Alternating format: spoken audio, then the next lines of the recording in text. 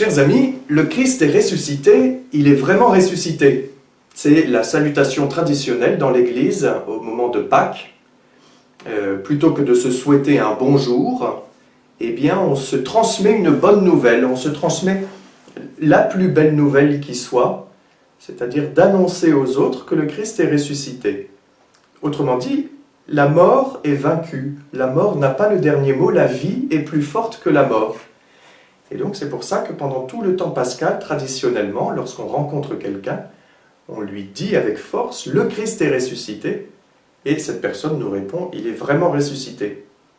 C'est une manière aussi, en se saluant de cette façon jour après jour, de ne pas laisser retomber le souffle qui nous a animés ces derniers jours.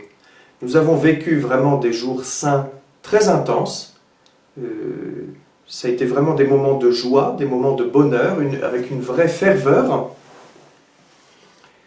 Le risque pourrait être de laisser retomber un peu ce souffle, et puis progressivement de retomber dans un train-train quotidien.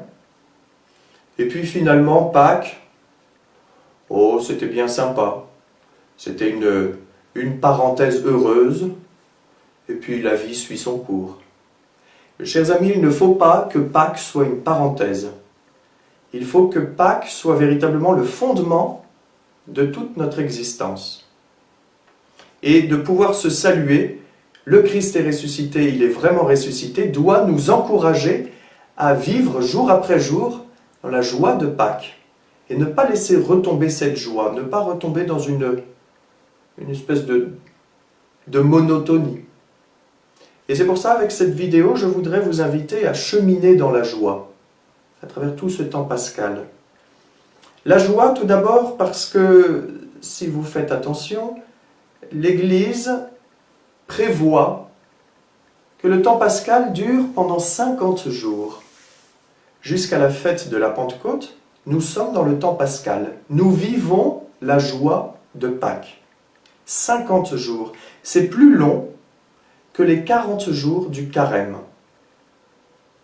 C'est-à-dire que l'Église nous demande, c'est une demande, c'est codifié pour ainsi dire, c'est inscrit dans le temps liturgique, ce n'est pas une proposition laissée au choix des uns des autres, c'est une demande, l'Église nous demande de faire la fête plus longtemps qu'elle nous a demandé de faire pénitence.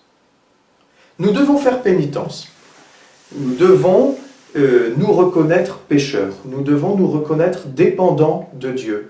Nous devons reconnaître que notre vie, nous la tenons de Dieu et que parfois nous avons tendance à nous éloigner de Dieu, à vouloir vivre un peu sans Dieu. Et pour ça, il nous faut régulièrement faire pénitence, il nous faut nous purifier, il nous faut préparer nos cœurs, nous préparer à recevoir le Christ en nous. C'est un temps de préparation, de purification qui est nécessaire. Mais le temps de la fête, le temps de la joie est plus important. Notre vie tout entière n'est pas centrée sur ce temps de pénitence, d'une certaine douleur, mais est orientée vers la joie. Il faut absolument rabattre le caquet à tous ceux qui affirment que les chrétiens sont perpétuellement dans l'affliction, en train de battre leur coulpe et le péché, la culpabilité, la faute. Il faut le reconnaître, il faut reconnaître notre péché. Mais la joie de la résurrection, la joie de Pâques, est plus forte, plus importante que le temps du carême. Et l'Église nous demande de faire la fête pendant 50 jours, c'est-à-dire pendant plus longtemps que le carême. Dans la joie, et c'est dans la joie qu'il nous faut cheminer pendant ce temps pascal. Et je voudrais vous parler de l'épisode dans l'évangile des disciples d'Emmaüs. C'est un évangile que nous allons lire à la messe mercredi, je crois. Mais je voudrais vous en parler dès à présent parce qu'il me semble qu'il peut orienter tout notre temps pascal et nous aider à bien vivre de la joie de Pâques. Que se passe-t-il dans cet évangile des disciples d'Emmaüs ? Il est divisé en deux temps. Dans le premier temps, le Christ se promène avec ses disciples et il leur explique tout ce qui, dans les Écritures, le concerne. il leur fait une catéchèse, il leur fait une homélie en se promenant. Et dans un deuxième temps, ils se retrouvent pour le repas, tous les trois. Et le Christ va prendre le pain, le partager, et à ce moment-là, les disciples le reconnaissent. Ils l'avaient connu pendant ces années de ministère, ils l'avaient suivi, ils avaient entendu parler de lui, ils l'avaient suivi, et ils avaient été un peu perdus, un peu désorientés avec sa mort. Ils entendaient parler de sa résurrection, mais de quoi s'agit-il véritablement? Et le Christ se manifeste à eux. C'est lui, le Christ ressuscité, ils le reconnaissent dans la fraction du pain.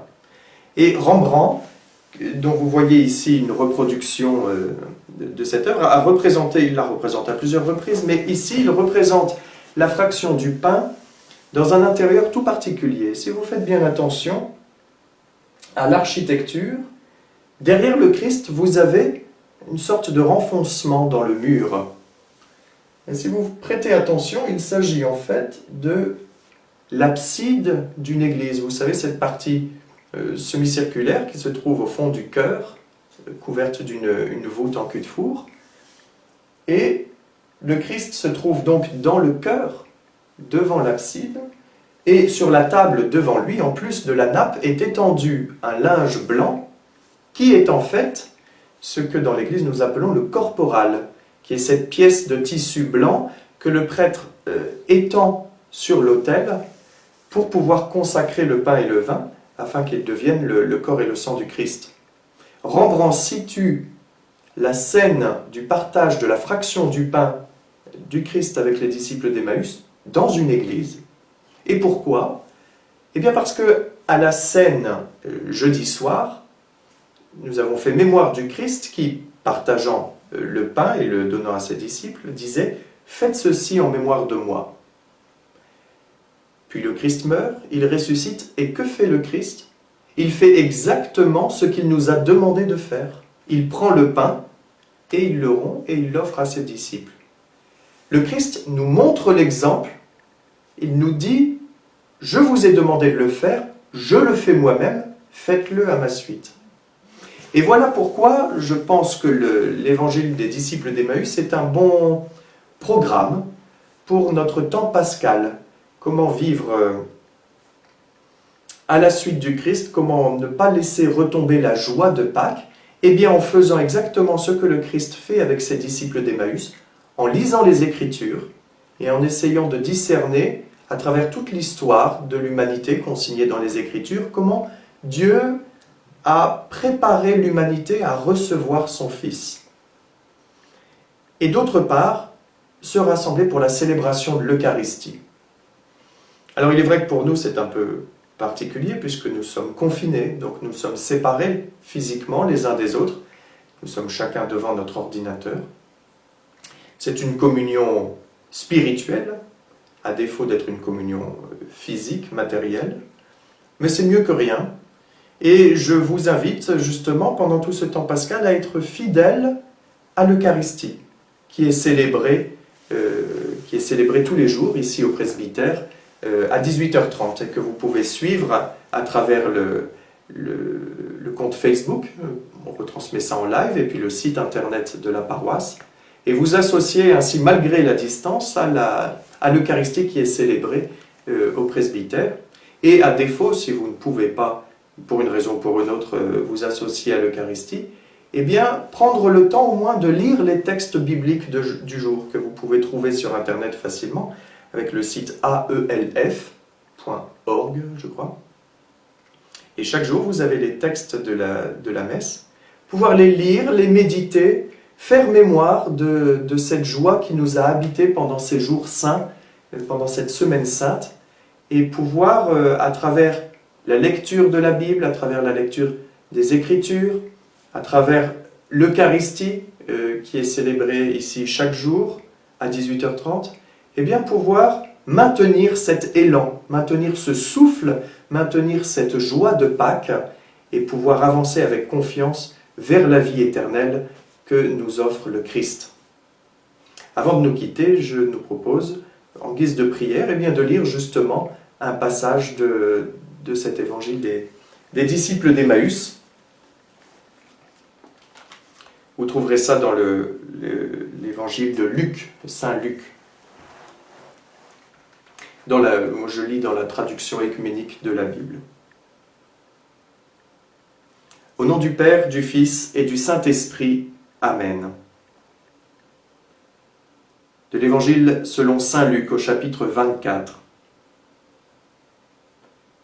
Commençant par Moïse et par tous les prophètes, Jésus leur expliqua dans toutes les Écritures ce qui le concernait. Ils approchèrent du village où il se rendait, et lui fit mine d'aller plus loin. Ils le pressèrent en disant « Reste avec nous, car le soir vient et la journée déjà est avancée. » Et il entra pour rester avec eux. Or, quand il se fut mis à table avec eux, il prit le pain, prononça la bénédiction, le rompit et le leur donna.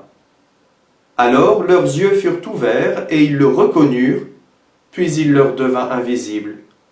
Et ils se dirent l'un à l'autre, « Notre cœur ne brûlait-il pas en nous, tandis qu'il nous parlait en chemin et nous ouvrait les Écritures ?» Gloire au Père, au Fils et au Saint-Esprit, comme il était au commencement, maintenant et toujours, et dans les siècles des siècles. Amen. Au nom du Père, du Fils et du Saint-Esprit. Amen. Je vous souhaite un bon temps pascal.